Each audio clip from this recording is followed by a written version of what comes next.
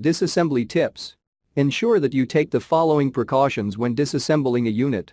Label each cable as you remove it, noting its position and routing.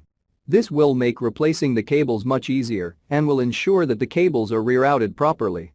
Keep all screws with the component removed, if applicable.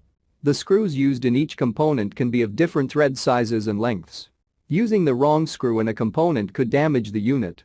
If the unit contains light-sensitive components such as motherboard, memory module, CPU, hard disk drive, graphic card, store the component in its original ESD packaging to avoid damage.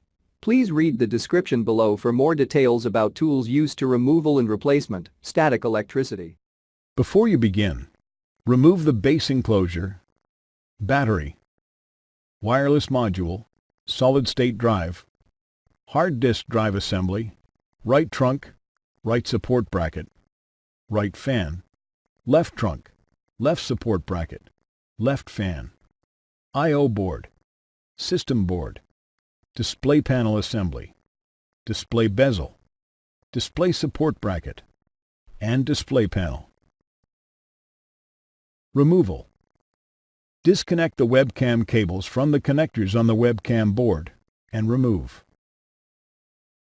Using a flat, non-conductive tool, carefully remove the webcam board from the adhesive and alignment pins that secure it to the display enclosure. Remove the webcam board. Replacement. Place the webcam board onto the alignment pins on the display enclosure and gently apply pressure to adhere it into place. Insert the webcam cables into the connectors on the webcam board.